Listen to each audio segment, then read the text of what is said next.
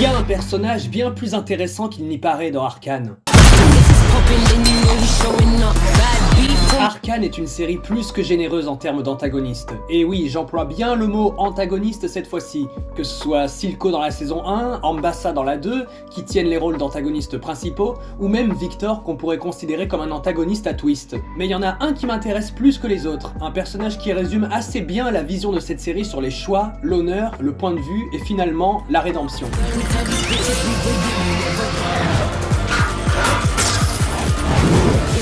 Déjà parlons de son design.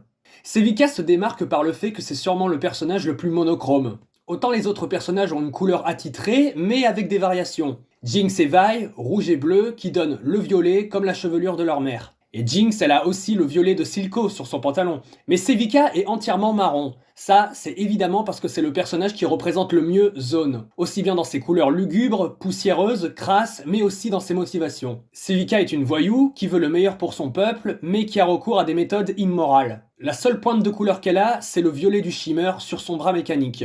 Et dans la saison 1, en dehors de Silco et elle, c'est le seul personnage que l'on met autant en avant avec une partie de son corps devenue dépendante du chimère. Et ça, c'est l'illustration du fait que Zone devient dépendante du chimère. Dès que Sevika n'a plus son bras, que ce soit à la fin de la saison 1 ou au début de la saison 2, elle a comme un manque. Donc on a une vraie dépendance qui s'installe. D'ailleurs, je trouve ça quand même ironique que pour un personnage qui sert avant tout de bras droit, ce soit le bras gauche qui fasse tout le boulot. Je pense encore une fois que c'est une volonté de montrer qu'elle veut plus que simplement suivre la meute ou les ordres. Néanmoins, le fait que le chimère soit la touche violet de son personnage, ça en dit long sur son arc. Les couleurs de Arcane ont toute une signification. Le rouge, c'est le changement, donc Vi, et le potentiel, illustré par le bleu, c'est Jinx ou Caitlyn.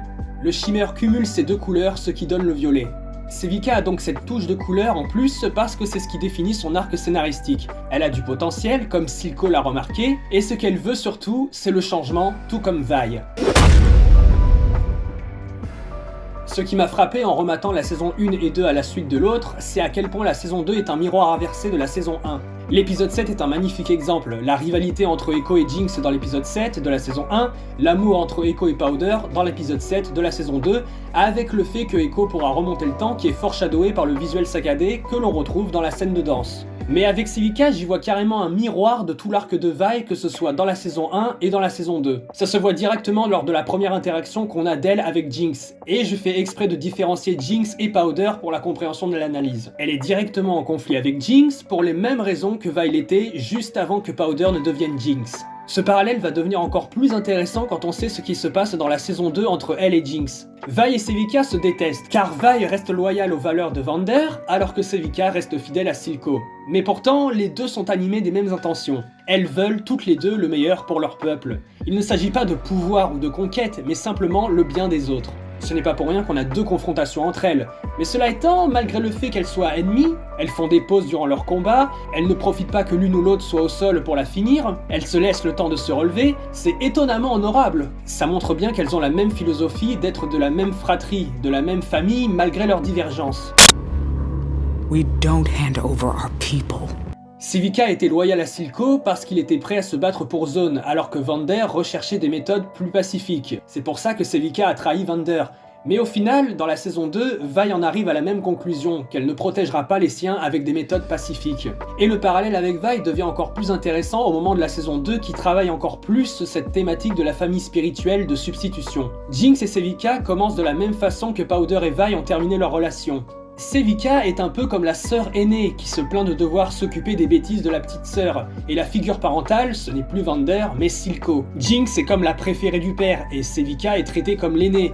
La cadette a moins d'expérience, donc c'est à l'aînée de prendre sur elle, exactement comme Vi et Powder. She's a problem and we all know it. She jinxes every job. Mais une fois que Powder devient véritablement Jinx et que Silco est mort, leur relation devient plus complexe. On a clairement une scène entre deux sœurs spirituelles qui se ressassent leur passé vécu avec leur père. Silco est le père que Jinx n'a jamais eu et qui lui a donné un amour inconditionnel. Et à partir de ce moment-là, comme Jinx s'accepte elle-même, ce qui posait problème jusque-là, Sevika devient comme la sœur que Jinx voulait que Vi soit, une sœur qui l'accepte telle qu'elle est, ce que Sevika fait en acceptant le nouveau bras concocté par Jinx, ce que Vi n'a jamais fait jusque-là. Et de ce fait, Jinx devient aussi la sœur qu'elle aurait aimé avoir avec l'arrivée de Isha. Ce moment d'acceptation d'ailleurs se conclut sur la mort de Smitch, qui voulait livrer Jinx, et à ce moment-là, Sevika a sur elle une pointe de couleur verte. Le vert dans Arcane, c'est l'espoir. Il n'est pas forcément positif, c'est juste un espoir dans le sens que les personnages espèrent parvenir à leur fin, qu'elle soit bonne ou mauvaise. On a l'espoir qu'Ekoa dans son refuge, en contraste avec l'espoir de Singed de récupérer sa fille, qui le conduit à des expériences cauchemardesques, notamment avec la création du Warwick. Et tout simplement, on a Isha, qui a une tenue aux couleurs proches du vert, et ses mèches sont de la couleur complémentaire au vert, le orange. Donc l'espoir de Jinx de peut-être recommencer une nouvelle vie. Là, Sevika voit en Jinx l'espoir d'enfin parvenir à ce que Silco cherchait. Elle voit en elle un potentiel nouveau leader. La chose la plus intéressante avec Sevika, c'est ce que j'abordais tout à l'heure sur ses intentions.